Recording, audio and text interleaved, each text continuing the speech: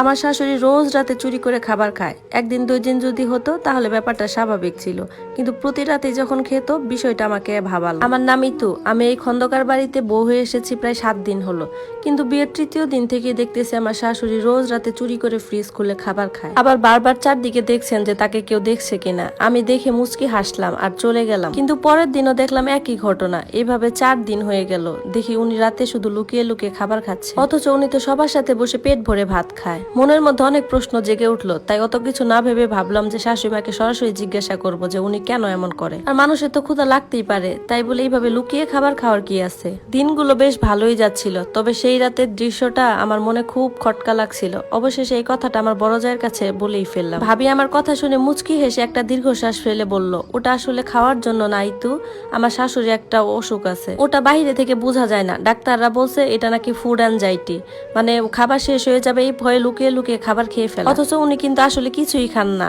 এমনকি এমন অভিনয় করেন মনে হচ্ছে গোপনে ভুঁড়ি ভোজ করতেছেন। অনেক ডাক্তার দেখানো হয়েছে, ওষুধও চলতেছে, কিন্তু পুরোপুরি সুস্থ হননি উনি। আসলে ছোটবেলায় উনি খুব অভাবে বড় হয়েছেন, তো এই জন্য মনে হয় এরকম করে। কথাটা শুনে বুকটা হু হু করে কেঁদে উঠলাম। মনে মনে শাশুড়ির জন্য খুব মায়া লাগলো, তার চোখ মুখে লুকোনো আতঙ্ক এখন আমি স্পষ্ট দেখতে পাচ্ছি। ভাবি বলল, মন খারাপ করো না ইতু, ওনাকে নিয়ে এমনি তো সুস্থ, শুধু রাতের বেলা একটু আতঙ্ক। যদিও ওনার কাছে গেলে উনি তোমাকে বুঝতে দিবে না, ব্যাপারটা নিয়ে তুমি চিন্তা করো না। তখন আমি চোখ মুছে ভাবির সাথে কাজে সাহায্য করতে লাগলাম। এখন আর আমি রাতের বেলা তাকে ফ্রিজ খুলতে দেখে অবাক হই না, তাকে দেখে আমি মায়ায় ভরে উঠে আমার মনটা। মনের অজান্তে আমি তার অদ্ভুত অভ্যাসের সঙ্গী হয়ে গেছি। কিন্তু একদিন রাতে 2টার সময় আমার একটা বড় বিকট শব্দে ঘুমটা ভেঙে গেল।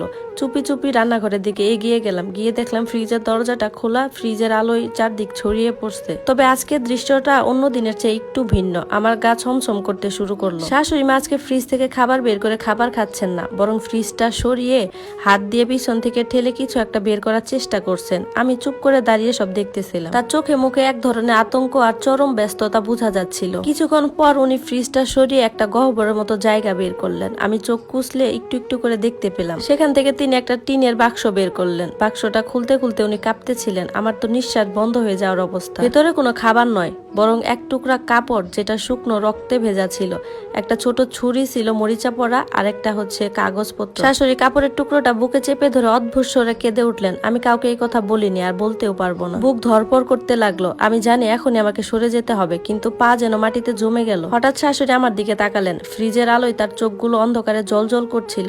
এই তো, হঠাৎ তুমি এখানে? আমার গলাটা শুকিয়ে যাচ্ছিল, কথাই বের হচ্ছিল না। তারপরও সাহস করে বললাম, মা এগুলো কি আপনার কাছে, আর আপনি এত রাতে এখানে কি করছেন? উনি বললেন, তোমার দেখে আমাকে নিয়ে খুব আগ্রহ, কতবার তোমাকে না করছি আমাকে নিয়ে পড়ে থাকবা না, কত ইঙ্গিত দিয়ে বুঝিয়েছি, কিন্তু তুমি তো সেই বুঝার পাত্র না। আজ পর্যন্ত এইবারে একটা লোক আমাকে জিজ্ঞাসা করার সাহস পায়নি যে এই বাক্সে কি আছে, কিন্তু তোমাকে তো জানতেই হবে তাই না? কি জানতে চাও তুমি বলো? শাশুড়ি মা হা হা করে হেসে উঠে বললেন, তাহলে শোনো, তোমার শ্বশুর মানে আমার লাবিব আর হাবিবের বাবা, যাকে আমি ভালোবেসে বিয়ে করেছিলাম, সেই মানুষটা কোনোদিনও আমার ছিল না ইতু। আমি বউ হয়ে তার ঘরে থাকার পরেও সে পরনারীতে আসক্ত ছিল। সে ছিল একজন দুশ্চরিত্র লোক। আমি আমার 2 ছেলের মুখের দিকে তাকিয়ে দিনের পর দিন সব সহ্য করে গেছি, কিন্তু সেই দিন আমার সব সহ্যের সীমা পার হয়ে যায় যেদিন দেখতে পাই যে আমার স্বামী আমারই বোনের সাথে খারাপ সম্পর্কে লিপ্ত আছে। আমার সামনে আমার স্বামী আর আমার বোন, ছি ছি, কি নোংরা খেলায় মক্ত ছিল। কথাগুলো বলতে শাশুড়ি গলা একদম ভেঙে গেল। মনে হচ্ছে তার বুকের ভেতরটা দুমড়ে মুচড়ে যাচ্ছে। আমি সহ্য করতে পারছিলাম না, তখন মাথাও কাজ করছিল না। কি আর করার, দৌড়ে চলে গেলাম রান্নাঘরে। তারপরে এখান থেকে এই ছুরিটা নিয়ে কি আর করলাম,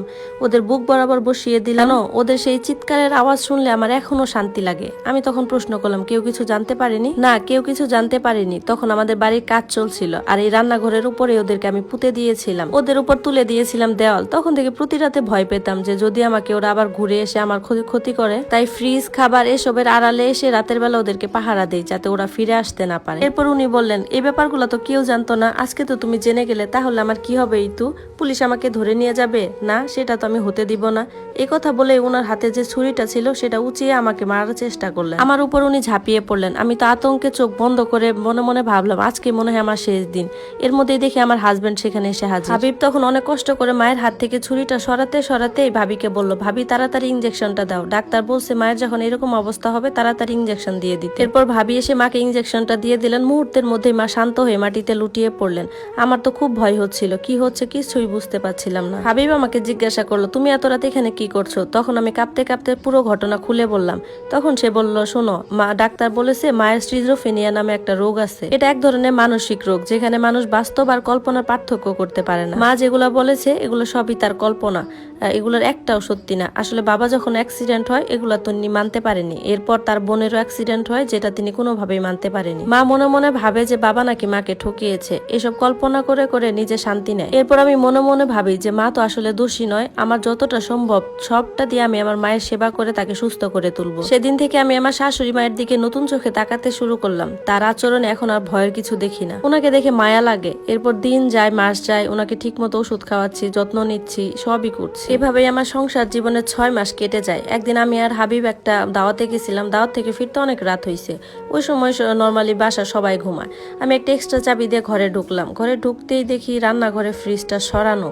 মনের মধ্যে একটা খটকা লাগে যে ফ্রিজটা কেন সরানো।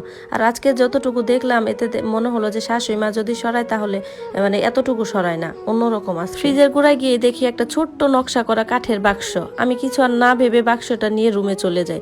ফ্রেশ হয়ে শুয়ে পড়ি। মধ্যরাতে হঠাৎ ঘুমটা ভেঙে গেল। উঠে দেখি হাবিব আমার পাশে নেই, ওয়াশরুমেও নেই। ওকে খুঁজতে খুঁজতে বাইরে বেরিয়ে আসলাম। চারদিক নীরব, টুকটাক শব্দ যেন রান্নাঘরের দিক থেকে আসছে। রান্নাঘরের দরজার দিকে পা বাড়াতে সব স্পষ্ট শুনতে পেলাম কেউ হয়তো বা ভারী জিনিস নাড়াচ্ছে, কিন্তু কাছে গিয়ে কাউকে দেখতে পারলাম না। আজকেও দেখি ফ্রিজটা ওইখান থেকে সরানো। পরে আমি জোরে জোরে চিৎকার করে বললাম, কি আছে এখানে? ফ্রিজটা আজকে আবার কে সরাইলো? পরে দেখি একটা ছায়া চলে গেল। আমি তৎক্ষণাৎ শাশুড়ির রুমে উকি দিলাম। গিয়ে দেখি শাশুড়ি গভীর ঘুমে আচ্ছন্ন। তখন ভাবলাম তাহলে কে রান্নাঘরে কে যায়, আর হাবিবি বা এত রাতে কোথায় গেল? এইসব প্রশ্নের পাহাড় মাথায় যখন জমতে লাগলো, তখন দেখি পেছন থেকে একটা শক্ত ঠান্ডা হাত আমার মুখটা চেপে ধরলো। নিঃশ্বাস নিতে পারছিলাম না, ছাড়ানোর অনেক চেষ্টা করলাম, সেটাও পারছিলাম না। ওই মুহূর্তে কারো পায়ের আওয়াজের শব্দ শুনে আমাকে ধাক্কা দিয়ে ছাড়িয়ে ছায়াটা চলে গেল। জোরে জোরে হাঁপাচ্ছিলাম। আমাকে নিচে এই অবস্থায় দেখে আমার স্বামী এসে বলতেছে, কি অবস্থা, এই তো তোমার কি হয়েছে, এইভাবে হাঁপাচ্ছ কেন? তুমি এখানে কি করছো? আমি বললাম, আমি তো তোমাকেই খুঁজতে এখানে এসেছিলাম। আর তুমি কোথায় ছিলে? হাবিব বলল, ঘরে তো নেট পাচ্ছিল না, একটা জরুরি ফোন ছিল, এই জন্য আমি বাইরে গেছিলাম। হাবিব চলে যেতে মনে মনে ভাবলাম ওকে আমার থেকে কিছু লুকাচ্ছে, আর এত রাতে কিসেরই বা ফোন ওর কাছে। কথাগুলো ভাবতে ভাবতে হাঁটতে গিয়ে দেখি পায়ের নিচে একটা কানের দুল। আরে এটা তো সেই কানের দুল, আমি যা ভাবছি তাহলে কি তাই? পরের দিন সকালে রান্নাঘরে গিয়ে ভাবিকে বললাম, ভাবি এই কানের দুলটা কি আপনি চিনতে পাচ্ছেন? তখন ভাবি দেখে বলল, আরে হ্যাঁ, এটা তো আমারই, কিছুদিন আগে হারিয়ে গিয়েছিল। আমি বললাম, কিভাবে হারাইলো? তখন উনি আর কিছু বললেন না। আমিও চুপ করে ওখান থেকে চলে এলাম। ভাবি আমাকে ডাকলো, কিন্তু আমি শুনলাম না, কারণ কালকে আমাকে যে চেপে ধরেছিল তার হাতটা ভাবির হাতের মতো না, একটু বয়স্কদের হাত, আমার শাশুড়ির মতো। হাতের আঙুলে একটা তিল ছিল, এদিকে আবার শাশুড়ির হাতের তিল নেই। কে হতে পারে? এসব প্রশ্ন আমার মাথায় ঘুরতে থাকে। কথাগুলো ভাবতে ভাবতে রুমে আসতে শাশুড়ির সাথে ধাক্কা লেগে শাশুড়ির হাতে চায়ের কাপ ছিল, সেটা পড়ে গেল। সেটা তুলতে আমি লক্ষ্য করলাম ওনার হাতে তিল। কি আজব, সকালে ওনার হাতে এই তিলটা ছিল না, তাহলে এই তিলটা আসলো কোথা থেকে? এরপর আমি ওনাকে রেখে দৌড়ে শাশুড়ি মার ঘরে গেলাম। গিয়ে দেখি উনি সেখানে দিব্যি ঘুমাচ্ছে। তাহলে বাইরে যাকে রেখে এলাম উনি কে? তার মানে কি আমার শাশুড়ির 2 জন? সেখান থেকে আমি দৌড়ে আমার রুমে চলে গেলাম। ওই যে বাক্সটা পেয়েছিলাম সেটা খুললাম। খুলে মুখে অনেকটা হাসি ফুটে এলো। মনে হচ্ছে অনেকটা রহস্যের সমাধান করতে পারছি। তবে আরেকটা কাজ আছে, সেটা হচ্ছে শাশুড়ি মায়ের ঘরটা সার্চ করা, আর সেটাও হয়তো সময় মতো আমি করে ফেলবো। 2 দিন ভেবেচিন্তে অনেক পরিকল্পনা করলাম। এরপর পরের দিন হাতে তিল ছাড়া যে শাশুড়ি মা আছে ওনাকে কিডন্যাপ করলাম, করে আমার বাপের বাড়ি দিয়ে আসলাম। আমার ভাই এসে নিয়ে গেছে। এরপর শুরু হলো আসল খেলা। আমার নকল শাশুড়ি সারাদিন প্রচন্ড বিচলিত মনে হচ্ছে উনি খুব গুরুত্বপূর্ণ কিছু হারিয়ে ফেলেছে। তবে একটা বিষয় অদ্ভুত লাগলো, আমার ভাসুর মানে লাবিব সাহেবকেও প্রচন্ড অস্থির লাগছে। আমি সবকিছু জেনে শুনেও না দেখার ভান করে থাকলাম। রাতে খাওয়া দাওয়া শেষ করে শাশুড়িকে ওষুধ খাওয়াতে চাইলাম, উনি কোনোভাবেই খেতে রাজি না। এজন্য আমি হাবিবকে ডাকলাম। সে এসে যখন ট্রাই করলো, উনি একদমই রেগে গেলেন। রেগে গিয়ে হাতের পাশে কাঁচের গ্লাস ছিল, সেটা দিয়ে আমার বরকে আঘাত করতে লাগলেন। আমি হাবিবকে সরিয়ে নিলাম, আর মুহূর্তের মধ্যে ইনজেকশনটা শাশুড়ি হাতে পুশ করে দিলাম। তখন উনি অজ্ঞান হয়ে মাটিতে পড়ে গেলেন। এতক্ষণে বাড়ির সবাই চলে আসছে। ভাই ভাবি এসে বলতেছে, কি রে হাবিব, মায়ের কি আবার সমস্যা হয়েছে? তখন হাবিব আমাকে বলতেছে, তুমি মাকে কি ইনজেকশন দিলে, এই তো মা এমন হয়ে গেল কেন? আমি তখন বললাম, তেমন কিছু না, শুধু জ্ঞান হারানোর ইনজেকশন দিছি। তখন সে বলতেছে, কেন দিছো এগুলা? আমি বললাম, শোনো, এই মহিলা তোমার মা নয়, তোমার মা আমার বাড়িতে আছে। তখন হাবিব বলতেছে, কি উল্টাপাল্টা কথা বলো তুমি? আমি তখন বললাম, বিশ্বাস হয় না, এই নাও মার সাথে ভিডিও কলে কথা বলো। তখন দুজনকে কথা বলাই দিল। ভিডিও কলে দেখতে পেলো মা আমাদের বাড়িতে ঘুমাচ্ছে। তখন উনি বললেন, তাহলে মা যদি ওখানে থাকে ইনি কে? আমি তখন বললাম, ইনি তোমার মায়ের যমজ বোন তাইরা। যদি উনি সবসময় সাইলাই সেজে থাকে। আমার মায়ের যমজ বোন মানে? আমরা এতদিনে কিছু জানলাম না, তুমি এত কিছু কিভাবে জানলে? তখন আমি বললাম, শুনো, তোমার মায়েরা ছিল যমজ 2 বোন, শাইলা এবং তাইরা। তোমার মা শাইলা ছিল নির্লোভী, খুবই ভালো মেয়ে। অপরদিকে তোমার খালা ছিল তার ঠিক উল্টোটা, তোমার খালা কি করে, একটা ছেলের সাথে পালিয়ে বিয়ে করে, যার কারণে তোমার নানা তাকে আর স্বীকার করেনি। উনি উনার মেয়েকে ত্যায্য করে দিয়ে শহরে চলে আসে, যার কারণে ব্যাপারটা আর সবাই জানাজানি হয়। সবাই ভেবেছে তোমার নানার একটা মেয়ে। তো এইভাবে মার সংসার চলে গেল, ভালোভাবে চলতে লাগলো। একদিন কি হলো, তোমার সেই খালা তার সংসার করতে না পেরে তোমার মায়ের সংসারে এসে ঢুকে পড়ে। উনি এসে যখন তোমার মায়ের কাছে দুঃখ কষ্টের কথা শেয়ার করেন, তখন তোমার বাবাকে না জানিয়েই তোমার মা ওনাকে থাকতে দিছিল এই বাড়িতে। এদিকে তোমার বাবা যেহেতু বাহিরে চাকরি করতো, খুব একটা আসা যাওয়া ছিল না, যার কারণে ওনার এই ব্যাপারে কোনো বাধা ব্যথাও ছিল না। কিন্তু সমস্যাটা হয় তোমার মায়ের সুখ দেখে তোমার খালার শরীরটা জ্বলে যায়, যেন ধীরে ধীরে তোমার মাকে স্লো পয়জন খাইয়ে পাগল বানিয়ে রাখে। আর এদিকে নিজে সাইলা সেজে তোমার বাবার সাথে সংসার করে। তোমার বাবাও যদিও কিছুদিন পর ব্যাপারটা বুঝতে পেরেছিল, কিন্তু ততদিনে কিচ্ছু করার ছিল না, কারণ তখন তোমার খালা প্রেগনেন্ট হয়ে গেছিল। তার কিছুদিন পর তোমার ভাই লাবিব হয়, এর মধ্যেই তোমার মাও কনসিভ করে, এরপর তুমি আসো দুনিয়াতে। এইসব কিছু তোমার মা কিছু ওটা হলো বুঝতে পারতো, তাই সবসময় বলে যে ওনার স্বামী ওনাকে ঠকিয়েছে। হাবিব তখন আমাকে বলে, তুমি এসব কিছু জানলা কিভাবে? তখন আমি বললাম, এই দেখো এই ডায়েরিটা, আমি ঘর পরিষ্কার করতে গিয়ে ডায়েরিটা পেয়েছিলাম। প্রথম দিকে কিছু কিছু বুঝতে না পারলেও আস্তে আস্তে সব বুঝে যায়। হাবিব আমার হাত থেকে ডায়েরিটা নিয়ে পড়তে পড়তে চোখের জল গড়িয়ে পড়ে।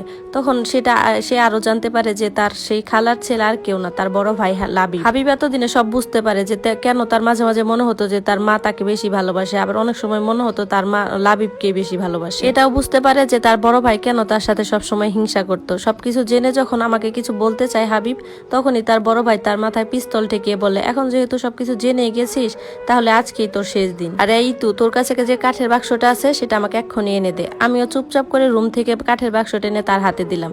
বাক্সটা যখনই সে খুললো, তার মুখটা একদম চুপসে গেল। এরপর বন্দুকটা আমার মাথায় ঠেকিয়ে বলল, নাটক করো না, এটার ভিতরে 1 কোটি টাকা দামের হিরে ছিল, হিরেটা কোথায় সেটা দাও। আমি বললাম, এসব কি বলেন, এখান থেকে হিরে আসবে কোথা থেকে? এখানে তো শুধু আমি ডায়েরিটা পেয়েছিলাম। তার মানে আপনি চোরা কারবারির সাথে জড়িত? সে বলতেছে, এক্ষুনি আমাকে এটা ফেরত দাও।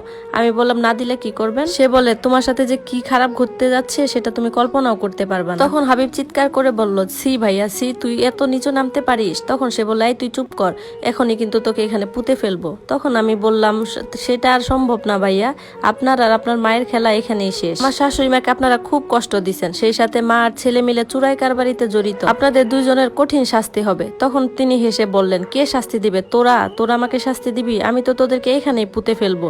এই কথা শুনে পেছন থেকে ইন্সপেক্টর স্নিগ্ধ এসে বলতেছে, তা কতজনকে পুঁতেছেন ভাই? এরপর ইন্সপেক্টর স্নিগ্ধ তাকে খপ করে ধরে ফেলে। আসলে 2 দিন আমি সবাইকে নজরে নজরে রেখে বুঝতে পারি যে সবার মধ্যে সমস্যা আছে, যার কারণে আমি ওই ইন্সপেক্টরকে আগে সবকিছু বলে তার সাহায্য নিয়ে এইসব করেছি, যদিও সেই আমার ছোটকালের বন্ধু। এরপর আমি হাবিব ভাইয়ের ঘর সার্চ করে অনেকগুলো ডকুমেন্টস পাই, যেখানে স্পষ্ট হয়েছিল যে উনি আর ওনার মা চোরা কারবারির সাথে জড়িত ছিলেন। এই ব্যাপারগুলো আমি আমার বন্ধুর সাথে শেয়ার করি। ইন্সপেক্টর স্নিগ্ধ আমাকে সবকিছু দিয়ে সাহায্য করে। এরপর যখন আমার নকল শাশুড়িকে নিয়ে যাচ্ছিল, তখন উনি আমাকে বলল, তোকে দেখে নেবই তো। তারপর স্নিগ্ধ তাদেরকে নিয়ে গেল।